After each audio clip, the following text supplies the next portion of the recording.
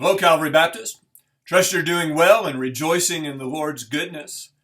Certainly in times like this, it's important for us to continuously offer gratitude to the Lord for His many blessings and to remember it, to rejoice in the riches of His goodness and of His grace.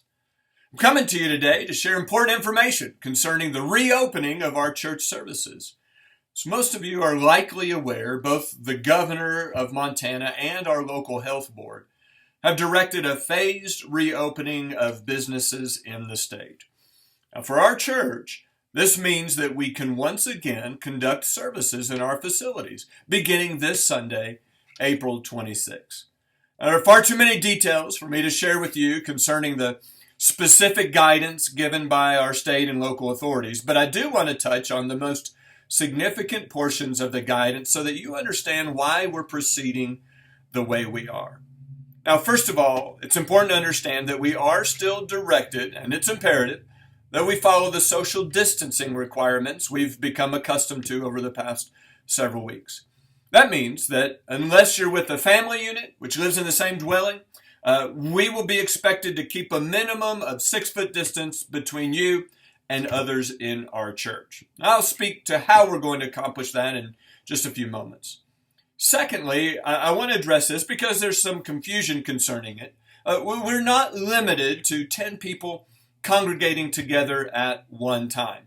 That limitation is only imposed if you are unable to maintain the social distancing requirement if you have more than 10 people. So certainly we can have more than 10 people in our facilities and still maintain the social distancing requirement. Now, thirdly, and very importantly, at-risk people, those 65 and older or those with pre-existing health conditions, are advised to not return to our services at this time. We'll still be live streaming our services, and we're looking forward to the time when you can be back. But right now, we advise that you stay at home. Fourthly, sanitizing and disinfecting our facilities is a key aspect to this phased reopening. And I'll speak more to that in just a few moments as well. Part of that means that we're going to try to be minimizing surfaces and objects that multiple people would be touching when they come to our services. And I'll tell you how we're going to do that. Now, allow me to speak with you concerning the specific measures that we'll take for our upcoming service this Sunday. Please keep in mind these measures may be adjusted from week to week. There's a possibility that maybe even by the time you come on Sunday, some of these will have changed. Now, let me say this. I understand that some will be hesitant to return to church services. And I just want to assure you, we're doing everything in our power to function in a manner that has your health as a top priority. This Saturday, our facilities will be completely cleaned and sanitized. We'll complete this process at the end of each service. But it would be impossible for us to completely eliminate any risk. So in these times, we turn our trust toward the Lord to protect us. It's interesting. We trusted the Lord and we trusted our authorities when we went into this situation. And I'd ask that we continue that same level of trust to the Lord and His leading through our civil authorities as well as your pastor as we come back and meet together once again. Now, if you're still not comfortable attending services, then I invite you to stay home but watch and worship with us through our live stream services. Now, this Sunday we'll have 2 morning worship services. Again, two morning worship services. First will be at 9 a.m. The second one, which will be live streamed, is at 11 a.m. Because we will not have nursery or children's ministries this Sunday, the 2 services will give families the opportunity to split their time. One at home watching the children, while the other is at church, and then there'll be time between those services to swap. There will be no Sunday school or adult growth groups or an evening service this Sunday.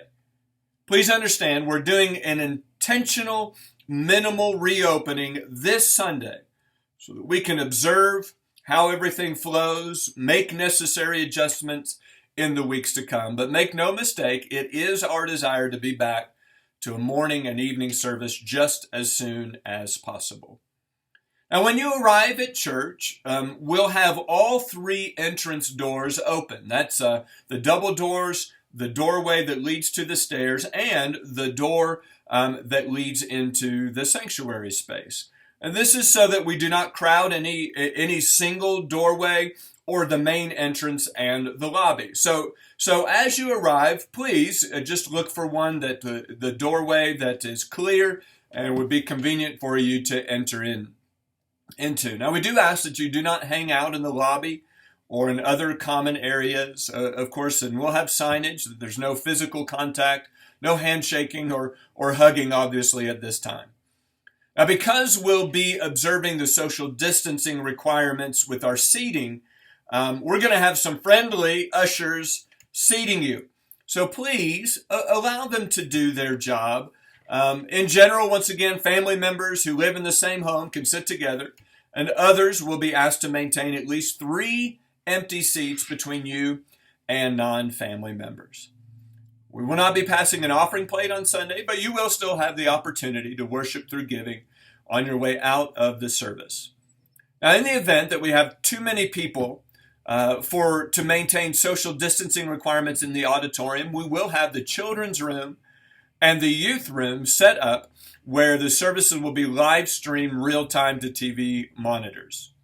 Now, the service will be short, this Sunday consisting mainly of congregational singing and the message. That is, once again, meant to help us minimize the time that we are there, thereby minimizing the possibility of any exposure. Songbooks and the pew Bibles have been taken out so that people aren't touching those and handling those. Doors will be open so that you don't have to handle doorknobs or door pulls. And the minimal amount of time is meant to minimize trips to the restroom, where once again, the same hands will be touching doors and faucets and things like that. Obviously, if you are sick or feeling sick, we ask that you please stay at home. Parents, we ask you to monitor your children. And if they are exhibiting any signs of flu or cold-like symptoms, we would ask that you keep them at home as well. Now, because the need to ensure our facilities are sanitized for each services, because of that need, we're going to need a group of volunteers who are willing to stay after each of our morning services and to wipe down and sanitize surfaces in our facilities. And I'd ask that we be willing to do that. And if you're specifically willing, would you please contact me directly and let me know which service that you'll be attending so that we can know to plan on you. I remind you, this is a phased approach to open our church doors once again. How long we remain in this phase will really be determined in part by set metrics that the government is watching with respect to the continued spread of the COVID-19 virus. As we move through the phases, I do believe we'll get closer and closer to our normal way of worshiping together. But as your pastor, I'd like to make a plea for patience, for cooperation, and also for your faithfulness as we proceed. This has upset our regular way of life in a great way. But it should not upset our unity.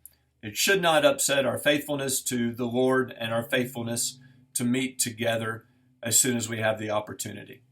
I know we have varying opinions about our nation and our community's response to the pandemic.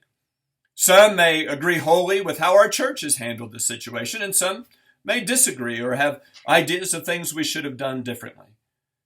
And frankly, it would be impossible for us to have total agreement in a situation like this. So, in times when we may have varying opinions on how things should have been handled or should be handled in the future, how do we achieve unity? Well, I remind you that our unity is not found in agreeing 100% with each other on everything.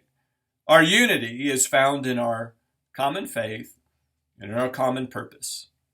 Our faith is in God and in His Son, Jesus Christ. Our purpose is to magnify His name, to grow up the body of Christ, and to reach the lost with the gospel. So for now, Let's thank the Lord for carrying us through this season.